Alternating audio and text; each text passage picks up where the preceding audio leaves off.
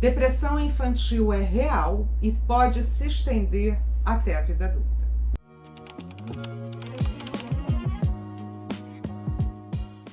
Meu nome é Adriana Santiago, eu tenho 32 anos de prática clínica, eu sou diretora do NUAP, Núcleo de Aplicação e Pesquisa da Psicologia, e aqui a gente tem diversos cursos e atendimentos. Se você acha que precisa de atendimento, aliás, todos nós precisamos, se você não acha, repense.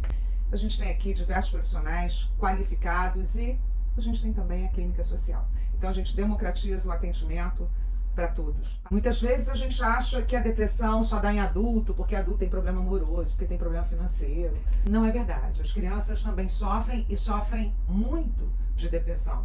Inclusive, as crianças se matam por conta de processos depressivos. Entre 2006 e 2017, foram identificados 58 óbitos de crianças. 58 crianças morreram, crianças brasileiras morreram por conta da depressão infantil e da tentativa de suicídio. A maioria dessas crianças, elas são meninos de 9 anos de idade, né? Então, esses meninos conseguiram se matar, mas as internações por tentativa de suicídio foram 1994. E aí sim, a predominância entre meninas negras. Então as meninas tentam mais, mas os meninos conseguem mais. Isso serve para os adultos também. E a teoria é que, geralmente, os homens, eles mesmos meninos, né, eles são mais agressivos, portanto, eles conseguem mais chegar ao objetivo tenebroso e nefasto, que é o suicídio. Ah, mas a gente fala, sim, a gente precisa falar sobre suicídio de forma absolutamente aberta, porque a informação também é prevenção. Então a gente precisa informar, deixar claro, né, aqui que é possível uma criança deprimida se matar. Em 2021 foram 200 casos no Brasil. Foi o maior número registrado pelo Ministério da Saúde desde 1996. Desses 200 suicídios, 5 foram em crianças menores de 9 anos de idade. Realizem isso, né? Esse dado é um dado da Fiocruz. Então, em 25 anos, o número chega em 3.200 crianças que tentaram morrer para sair do sofrimento. Tamanha é a gravidade da depressão infantil. Vocês compreendem como a gente tem que perceber, a gente precisa orientar a parentalidade, porque a criança não tem problema. Eu digo que a criança não tem problema esses, né? Desilusão amorosa, problema de pagar a conta, mas a criança tem um problema que é imenso, que é a parentalidade que a rodeia. Então, se essa parentalidade não for bem orientada, não for bem educada emocionalmente, isso vai se perpetuando. É um esburacado esburacando o outro, porque provavelmente esses pais foram, na sua infância, também mal amados, mal cuidados e reproduzem sem saber o que sofreram na infância. Então, é uma sequência muito tenebrosa de desgraça, porque a gente vê, independente da condição financeira, o quanto as famílias não conseguem educar de maneira adequada, não conseguem ser, como diria o Winnicott, suficientemente boas para os seus filhos, por simples falta de informação. Então a gente está aqui para informar, para democratizar o saber. Essa é uma função que todo psicólogo tem que cumprir, né? É uma função ética da nossa profissão. A gente precisa divulgar os saberes produzidos pela ciência, psicologia, para a população. E eu estou fazendo isso aqui sempre, né? Toda semana tem vídeo novo no nosso canal. Você aproveita e se inscreve, aperta o sininho de notificação e compartilha com quem você acha que precisa. Agora eu vou dar para vocês, relatar para vocês, relacionar para vocês quais são as características, como é que a gente pode identificar, né? Quais são as características da depressão infantil? Tristeza persistente. Uma criança que está triste por muito tempo não é normal. A tristeza é uma emoção natural, uma emoção básica que todos nós temos, né? Mas estender a tristeza por muito tempo não é normal. Isso é sinal de depressão infantil. Falta de interesse em brincar. A gente chama no adulto esse sintoma de avolia, que é a falta de desejo. Você quer tomar banho? Não. Você quer comer? Não. Você quer sair? Não. Enfim. E a criança para de brincar. Porque é natural que a criança brinque, né? Mesmo que sozinha por um tempo e tal, mas é natural que a criança fantasie. Esse é o momento que ela está construindo o seu mundo metafórico. Então a brincadeira é essencial. As crianças precisam brincar para formar um universo interno bem consistente. Um outro sinal de depressão infantil é a falta ou a dificuldade de concentração. E por que a criança tem dificuldade para se concentrar? Porque há uma espécie de captura, de sequestro do seu sistema emocional. E alguém que está muito comovido emocionalmente, ou muito triste, ou muito raivoso, ou muito, enfim, né, está muito comovido emocionalmente, não consegue fazer as coisas, manter a concentração por muito tempo, né? Então aí começam os problemas na escola, o rendimento acadêmico escolar começa a diminuir, né? O que está vendo com esse menino? Nunca foi assim. Muitas vezes problemas emocionais.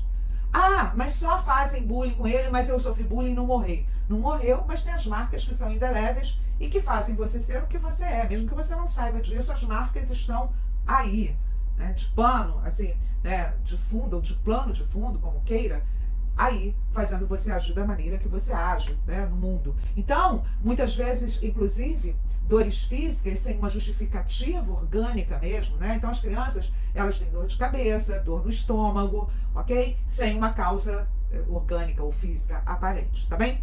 Às vezes a criança faz malcriação, faz birra, fica mais agressiva e tudo que ela quer é atenção de qualidade. Só que ela não sabe verbalizar, você muitas vezes não sabe, eu muitas vezes não sei exatamente o que eu quero do outro. E a criança, ela tem uma necessidade básica não atendida, que é provavelmente uma necessidade de atenção, de qualidade. Ela não sabe verbalizar, pedir isso. O que ela faz? Ela faz birra. Faz pirraça, ela não quer ir à escola, ela não quer fazer o dever, ela não quer lavar a louça, ela não quer arrumar a cama, ela não quer.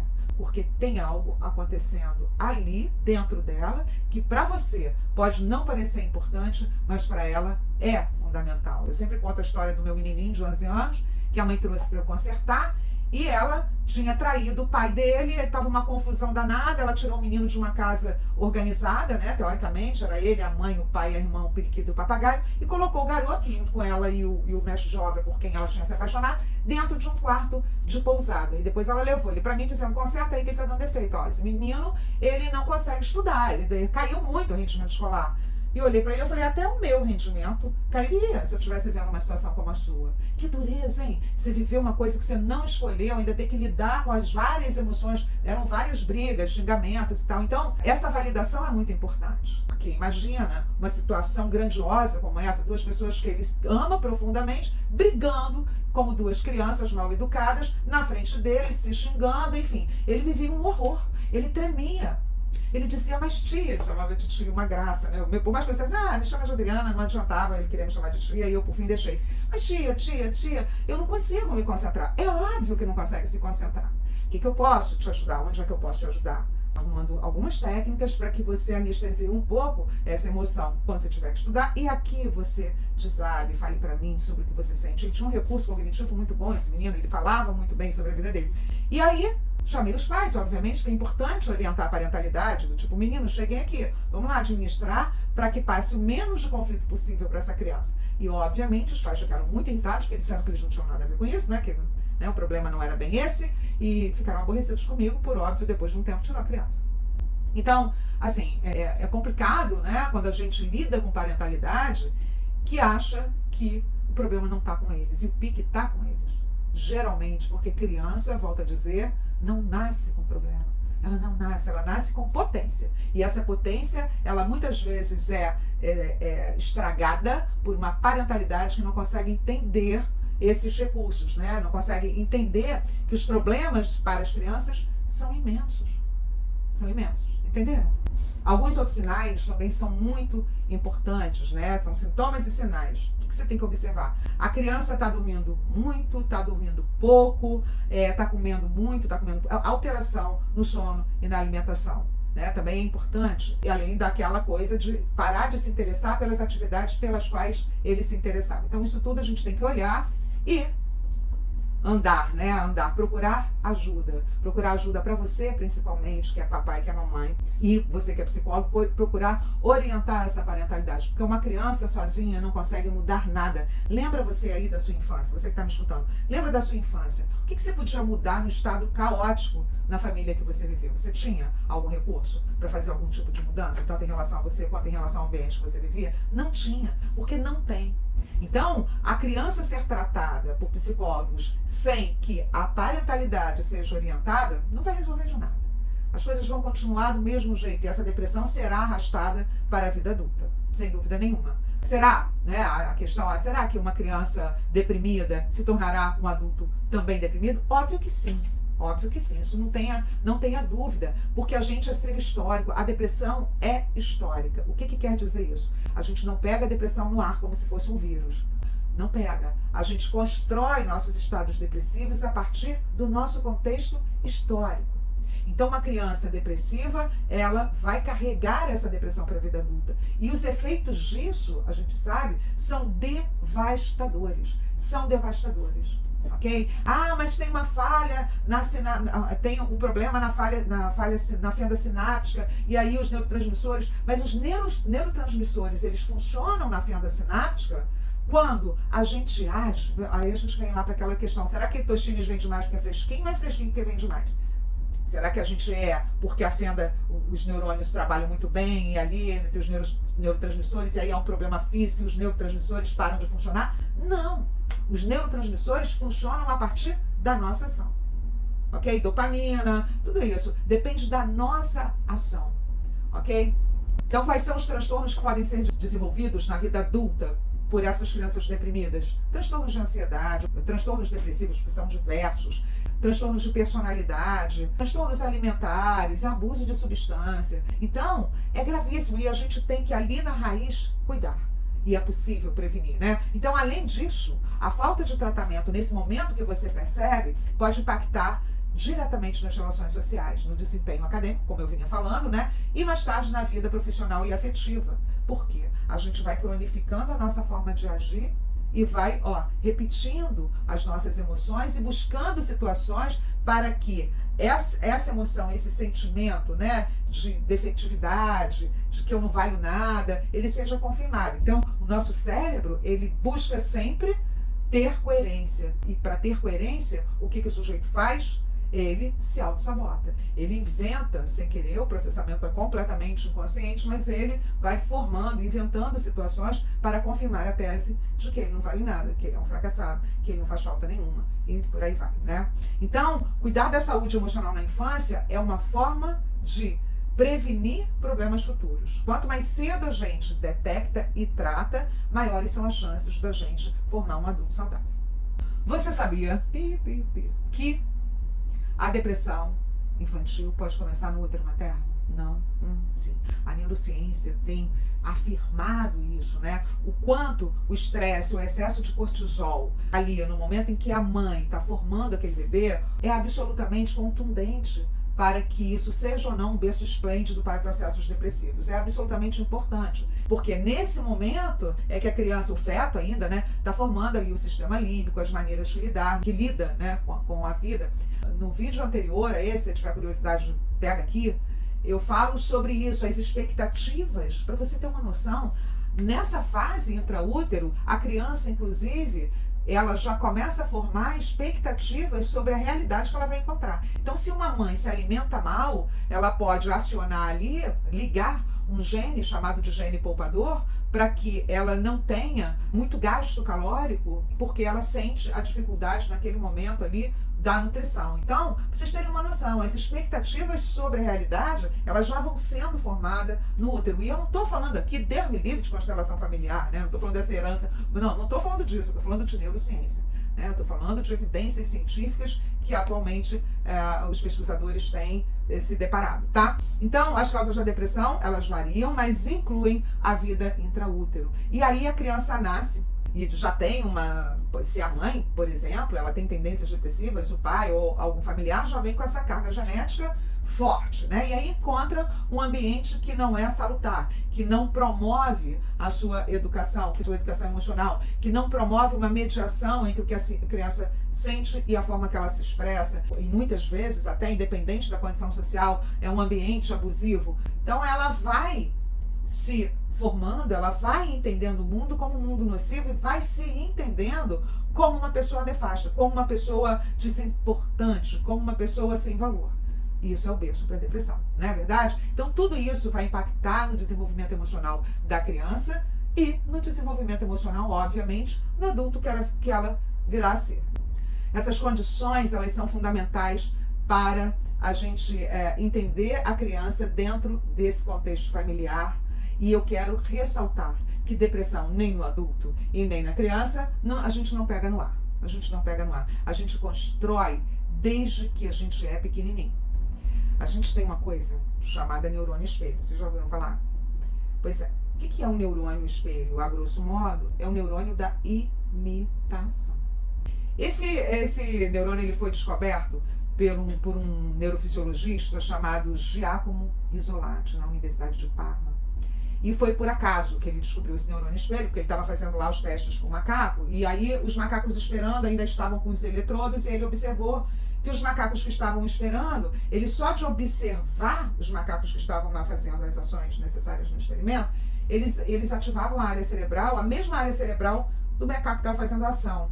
Entende? Então, é como se a gente realizasse na nossa mente o que a gente observa no fora. E depois repete. Eu estou assistindo uma série chamada Monstros. Sugiro que você assista. Que é sobre os irmãos que mataram os pais, né, na década de 90, 1990. Muito chocante a série, e é o exemplo de como uma parentalidade tóxica pode levar a diversos transtornos na vida adulta, né? Inclusive fazer com que as crianças se tornem psicopatas, porque as crianças não nascem psicopatas, né? Elas se tornam psicopatas. Então, é muito interessante. O neurônio espelho é esse neurônio da imitação. Agora, você imagina quando uma criança nasce e a mãe tem depressão pós-parto. A coisa mais importante na vida da criança é a mãe. Aliás, ela se vê extensão da mãe, né? E uma mãe deprimida, ela não consegue dar conta de uma criança. Olha como é que é um esburacamento. E a mãe está deprimida, a depressão pós-parto também não se dá assim à toa. De repente, peguei um vírus lá na maternidade, fiquei deprimida. Não. É uma construção. E provavelmente a mãe que tem depressão pós-parto, né? Provavelmente não, isso é fato. Ela se sente inadequada, inapta para cuidar daquela criança. Às vezes não queria ser mãe, isso também pode acontecer, e ela teve aquele filho. Então a depressão pós-parto é um conjunto de fatores, mas de fato não é vírus que se pega no ar. É também resultado de uma construção da vida dessa mulher, dessa pessoa, que vai produzir depressões justamente porque não vai cuidar de maneira adequada dessa criança. Então eu até sugiro, quando a mãe tem depressão pós-parto, é melhor que um substituto cuide da criança até que essa mãe melhore. Porque a frieza materna causa danos indeléveis num sujeito, numa criatura. Porque além do olhar, da frieza materna, né, o sujeito, o pequeno, a criança, ele vai, segundo Bowlby, formar o que a gente chama de modelo interno de funcionamento. E esse modelo interno de funcionamento é construído pelo que a gente chama de aprendizagem vicariante, que é, você olha e faz. A palavra conduz, mas o exemplo arrasta, né? Então você olha e faz. Você observa, a criança observa o comportamento da parentalidade e necessariamente repete. Então aquela história assim, meu filho, vai ler um livro, mas você não está lendo um livro, você está no celular. O filho tende a copiar, a repetir o seu comportamento. Meu filho, você não come cenoura? Tem que comer cenoura. Quer dizer, se você não come cenoura, é muito pouco provável que seu filho crie, de fato, esse hábito, porque é ali que ele está construindo um modelo interno de funcionamento, e essa construção se dá não pela palavra, mas pela ação.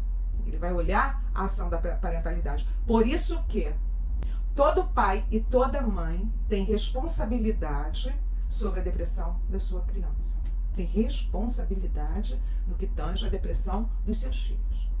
Toda. E inclusive estendo isso à escola também, porque a escola muitas vezes permite que as crianças façam bullying porque acha que é um processo natural. Não, não é natural. Não é natural. Isso é uma atrocidade. Uma atrocidade que acontece no meio infantil, e a criança às vezes não consegue lidar com esse bullying porque também não aprendeu a lidar com as suas adversidades em casa, né? Antes dos 7 anos de idade, quando deveria ter aprendido por modelos parentais bacanas, tá bem? Me dê esperança, Adriana, assim, o que a gente pode fazer, quais são os tratamentos possíveis. Tem super solução, para isso tem super solução. Primeiro você tem que identificar, olha, meu filho está deprimido, eu estou percebendo isso. Ele está esquecido, ele está deprimido. E a depressão, ela pode ser tratada com uma combinação de terapia, do apoio familiar e muitas vezes de medicação. Quando a coisa for muito séria, medicação. Por quê? Quando for muito sério, porque o medicamento sozinho não vai curar a depressão. Não cura, não adianta. A medicação, ela vai atuar ali nos sintomas, mas não na causa. Ok? Então não vai adiantar nada. Porque o medicamento, o antidepressivo, é como analgésico para quem tem dor de dente. Você para ali a dor um pouquinho, mas você tem que tratar a causa da dor, não é isso? Então a depressão pode ser tratada, ela é possível através de terapia, através da orientação familiar. A família precisa estar ali entendendo o que está acontecendo, tem que se envolver no processo. E os psicólogos e os psiquiatras infantis têm ferramentas poderosas para ajudar essa criança a se entender e a lidar com as emoções. As crianças todas, né? Porque os pais também são crianças, como você. Então, as crianças, elas precisam se sentir acolhidas e para isso os pais precisam aprender a acolher. E volto a dizer, não pais somente, mas também educadores. Existe uma pesquisa em psicologia positiva que afirma que uma criança, quando ela tem pelo menos um adulto saudável para acolhê-la, mesmo que esse adulto saudável esteja na escola, já é meio caminho andado para a prevenção de quadros depressivos. Tá bem? Então é possível e é preciso que a criança tenha um lugar seguro para que ela cresça de maneira que possa florescer como um adulto saudável. Entende? E é assim que a gente melhora o mundo, né? Orientando a parentalidade. Então, se você acha que tem alguém que precise ouvir sobre isso, manda esse vídeo. Porque não importa. Mas a pessoa não gostou que você disse. Não tem importância. Manda o vídeo, vai aí, se inscreve e aperta o sininho de notificação. E aqui embaixo tem os telefones de contato para orientação parental, para tratamento psicológico, enfim. Tem todas as possibilidades, os telefones estão aqui embaixo. Se você quer saber mais sobre o assunto, e eu sugiro que sim, porque você pode ajudar a criança que está aí do seu lado. No dia 10 de outubro, às 20 horas, a gente vai ter uma aula online gratuita para você entender como os saberes da neurociência podem ajudar ali a potencializar as relações familiares para que as crianças não tentem se matar, para que as crianças não tenham depressão, para que se tornem adultos realmente saudáveis e possam sair por aí saracoteando a sua felicidade. Entenderam? Então, o link está aqui embaixo. Vocês podem apertar aqui, vai direto para a página. Vocês se inscrevam e aí a gente vai ter um excelente encontro para tirar dúvidas comigo. Eu vou adorar te ver por lá. Tá bem? Um beijo e até dia 10 de outubro. Tô louca para te ver.